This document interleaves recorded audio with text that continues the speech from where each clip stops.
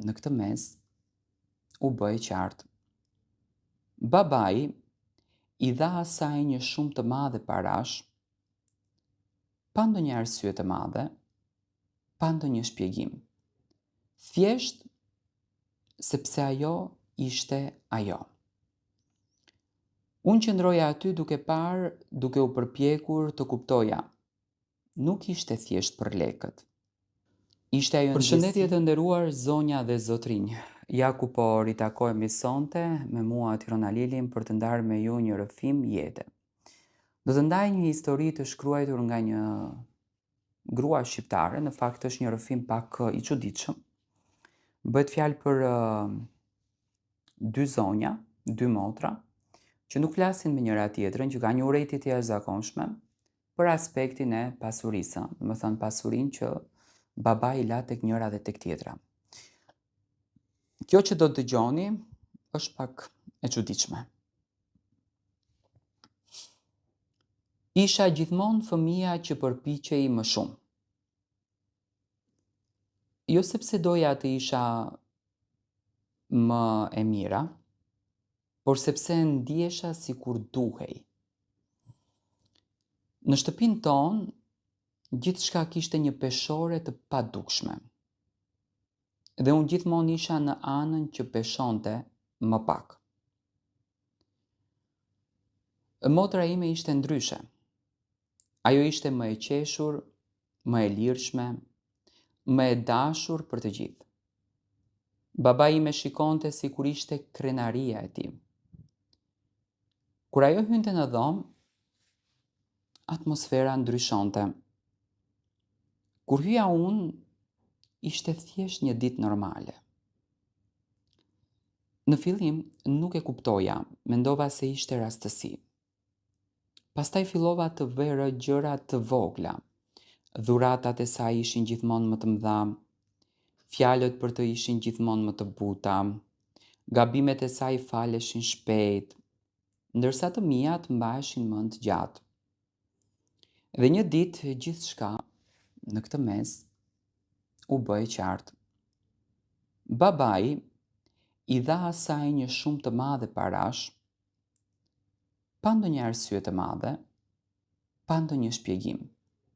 Thjesht sepse ajo ishte ajo. Unë qëndroja aty duke parë, duke u përpjekur të kuptoja. Nuk ishte thjesht për lekët. Ishte ajo ndjesia që mua më goditi fort. Ti nuk je aq e rëndësishme.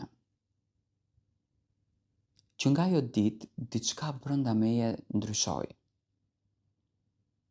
Fillova ta shoh motrën time ndryshe. Çdo buzëqeshje e saj në thelb më dukej falco. Çdo sukses i saj më dukej pa drejt. Nuk ishte se ajo më kishte bërë ndonjë gjë drejt për drejt, por ajo kishte diçka që unë nuk e kisha kurrë. Vëmendjen e babait. Edhe kjo gjëja mua më hante për brenda. Kaluan vitet. Unë punova fort, ndërtova jetën time hap pas hapi. Në thelb pa ndihmën e askujt. Çdo gjë që kam sot e kam fituar vetë. Dhe ndoshta kjo duhet të më bënte të ndihem tepër krenar. Por në vend të kësaj, ende kishte një boshllëk. Sepse sa herë që kthehesha në shtëpi, historia përsëritej. Ajo ishte e dashura e babit. Dhe unë isha thjesht aty. Fillova ta urej. Jo me zë të lartë. Jo me fjalë. Por brenda vetes time. Një urrejtje krejtësisht e heshtur edhe e ftohtë, që në realitet rritej çdo vit. Por një ditë ndodhi diçka që unë nuk e prisja. E dëgjova motrën time duke folur në telefon. Ajo nuk e dinte që unë isha aty.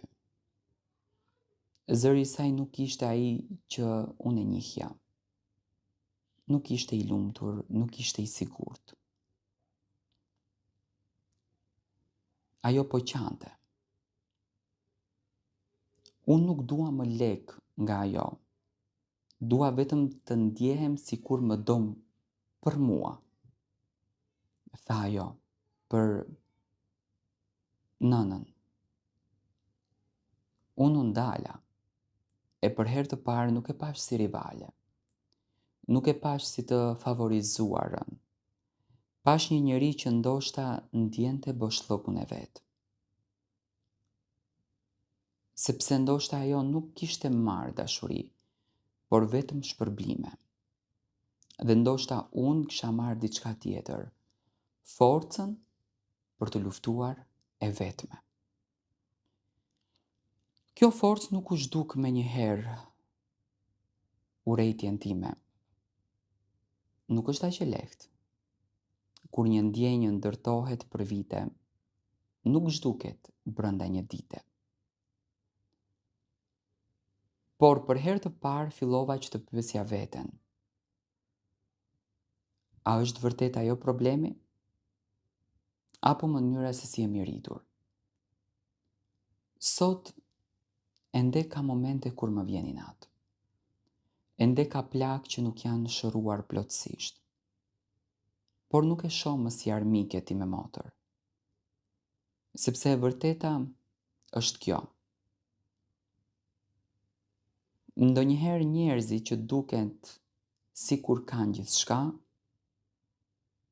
janë po aq të humbur sa jemi ne. Dhe ndoshta historia jonë nuk është për urrejtje, por për të kuptuar çfarë na ka munguar të dyve. Kjo është rrëfimi që në fakt kjo zonjë më ka sjellur. Domethënë unë në asnjë mënyrë nuk jam dakord dhe nuk e dua trokas asnjë motër e cila mundohet që të merr më shumë pasuri se motra tjetër, ëh. Unë mendoj që motrat duhet ta duan njëra tjetrën sepse janë gjak fillimisht dhe duhet ta shohin njëra tjetrën si të shenjtë. Të luftosh me motrën për të siguruar një pasuri më shumë. Të luftosh me motrën për të marrë dritën e saj sepse ti dëshiron që të marrësh më shumë dhe të humbësh dashurinë e motrës tënde. Mua kjo në thelb më duket shnjërzore dhe më duket e paimagjinueshme. Domethënë është e turpshme që rrëfime të këtilla dhe ngjarje të këtilla të ndodhin tek familjet të nderuara shqiptare. Unë dua të marr mendimin tuaj në koment, si e gjykoni ju këtë histori, kush është gabimi këtu, a janë prindërit gabim?